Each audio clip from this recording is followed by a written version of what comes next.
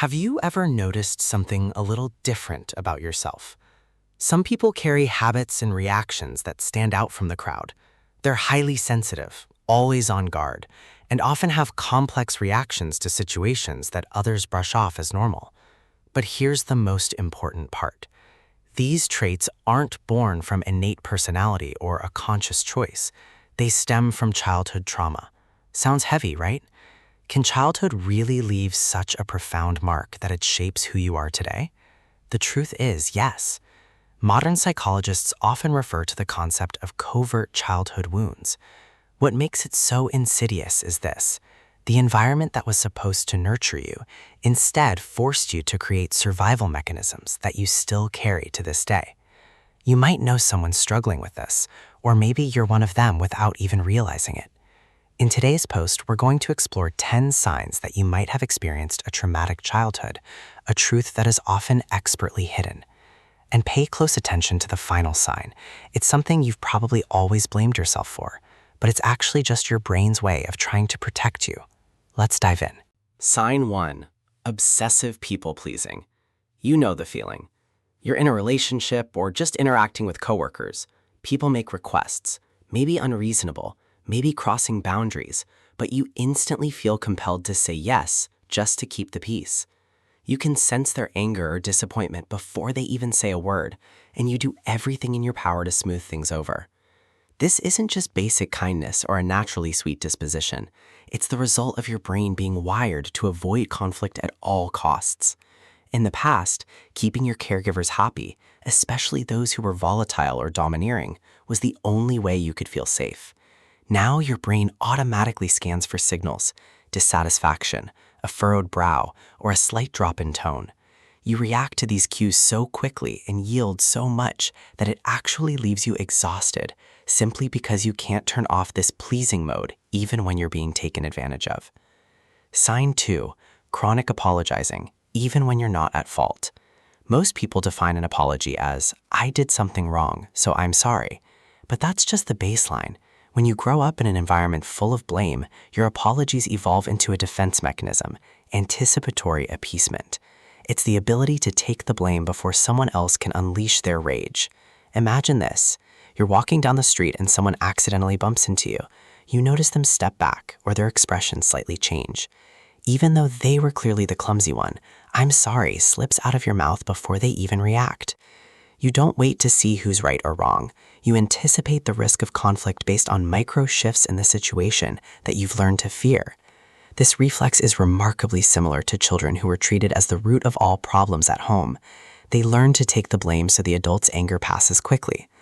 Molded by fear, this reflex has turned you into the person who always takes the hit, because you can sense underlying tension in the smallest things.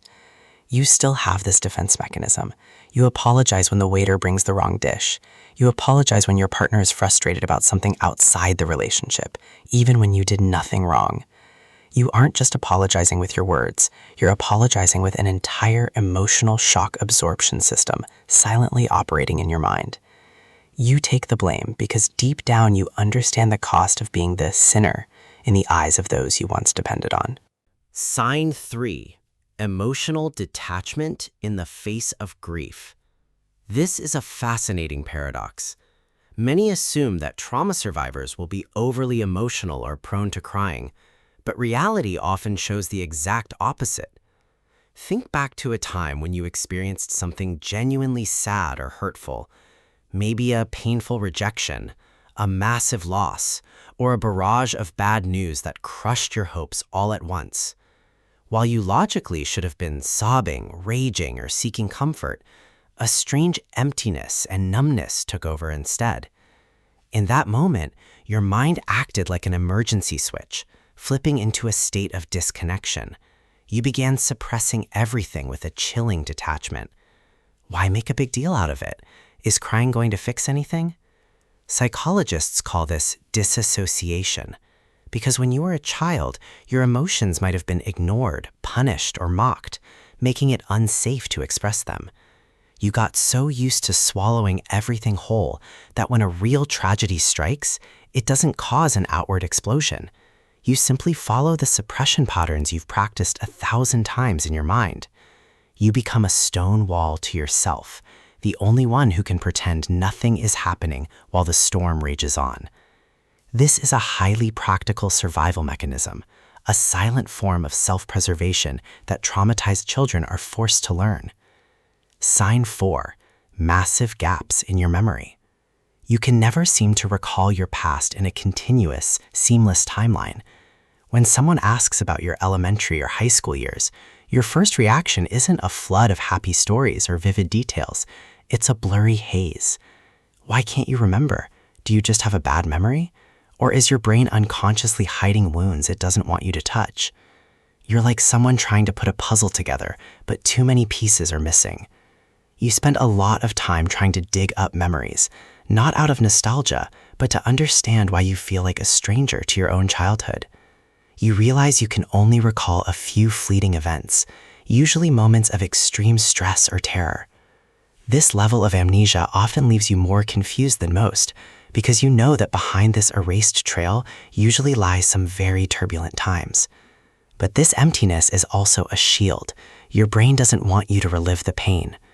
You see the disconnect behind old family photos, the profound silence behind the stories your parents tell.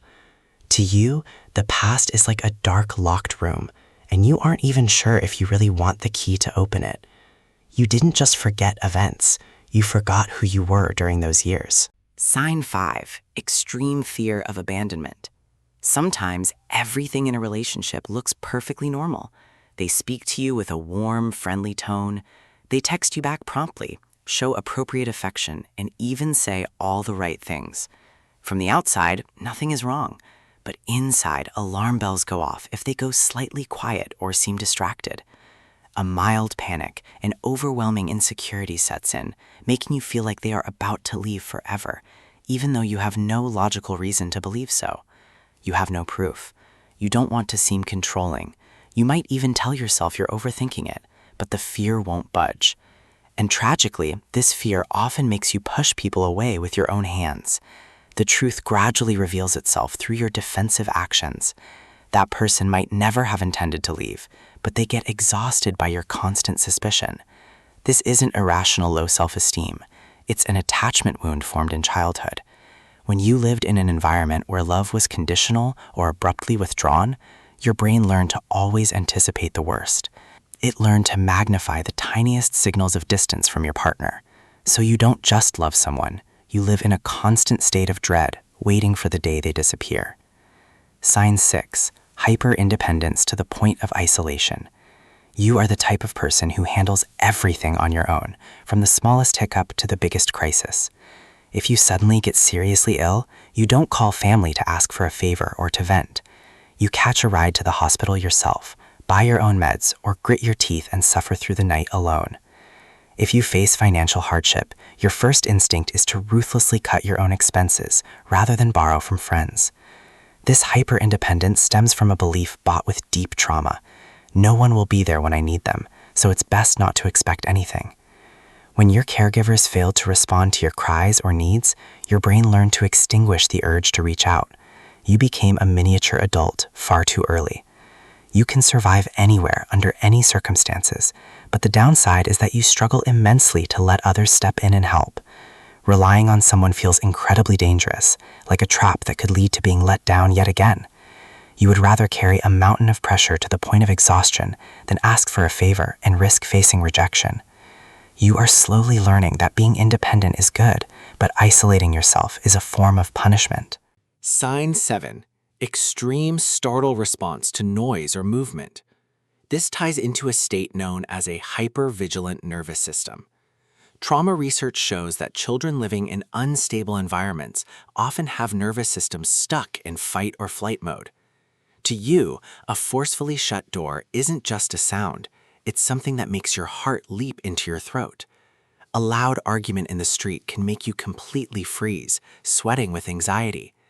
Conversely, sudden movements, heavy footsteps, or the sound of something breaking can trigger absolute terror within you. Your nervous system, worn down by past events, has lost the ability to distinguish between real danger and harmless noise.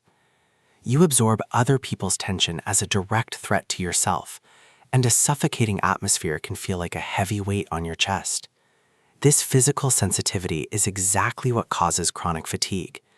You constantly have to brace yourself against stimuli that others easily tune out. A phone ringing unexpectedly, someone speaking too loudly, or a door slamming in the wind. You don't live in a relaxed state. You live defensively, down to your very cells, in every breath you take.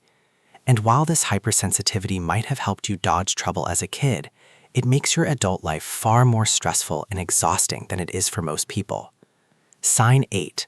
Trust always comes with deep skepticism. You aren't the type to open up easily or buy into sweet promises.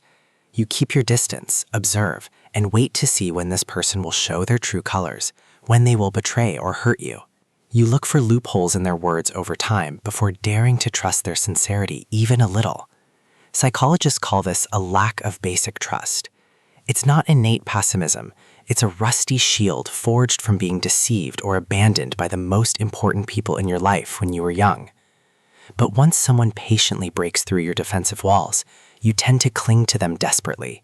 You become the person willing to sacrifice everything for them, someone who easily mistakes small emotional crumbs for grand, epic love.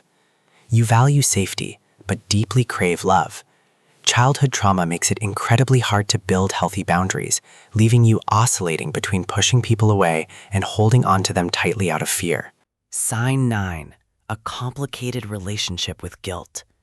Have you ever rewarded yourself with a day off, only to have your mind constantly echo with judgmental voices, calling you lazy, useless, or unworthy?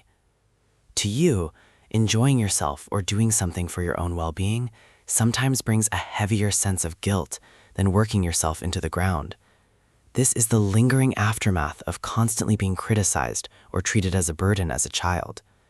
In the past, demanding your rights often meant getting scolded or punished, so your brain learned a harsh rule.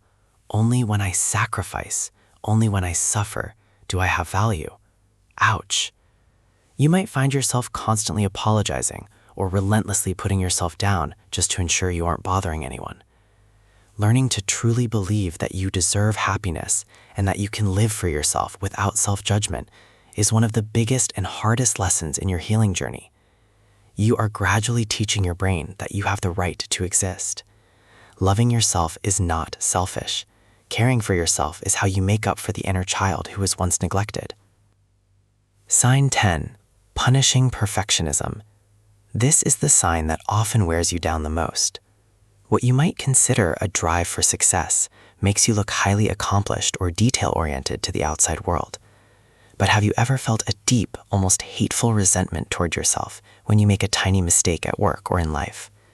You can't stand to see yourself fail, be underestimated, or watch your grades and achievements slip. Most people would tell you to let it go.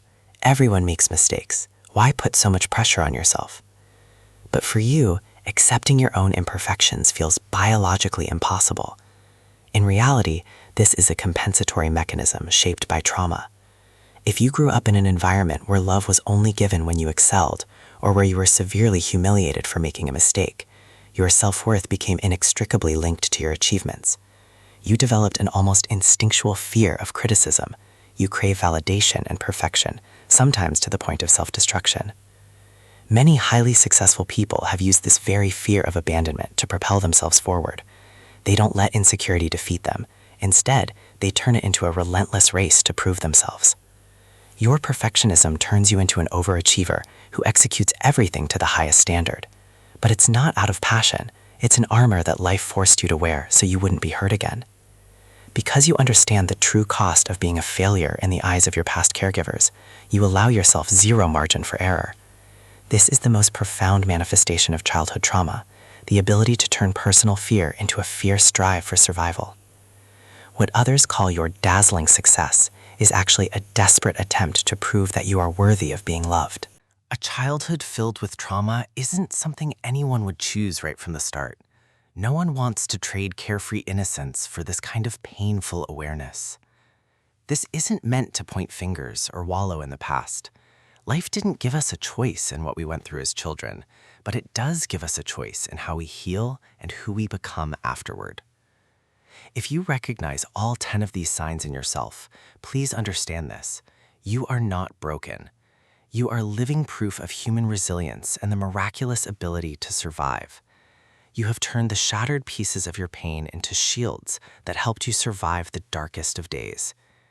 You carry the sensitivity of someone who has lived through it, the compassion of someone who understands pain, and the strength of a child who raised themselves. Your independence, your caution, even your tendency to blame yourself, they all weave together to tell the story of someone who fought incredibly hard to protect themselves. You are like a tree sprouting in barren soil, not because you never craved fresh water, but because you learned to root yourself deeply to find life on your own. I hope today's article helped you put a name to the emotions and wounds you may have doubted and blamed yourself for over the years.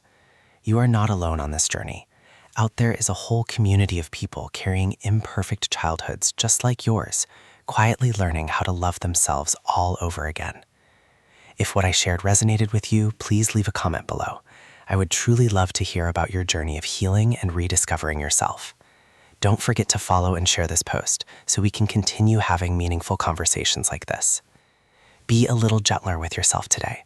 Your inner child has come a long way, weathered many storms, and you have every right to be proud of your resilience and strength.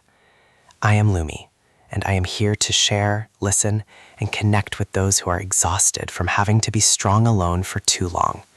Goodbye for now, and I'll see you in the next videos. Wishing you a peaceful day, overflowing with love.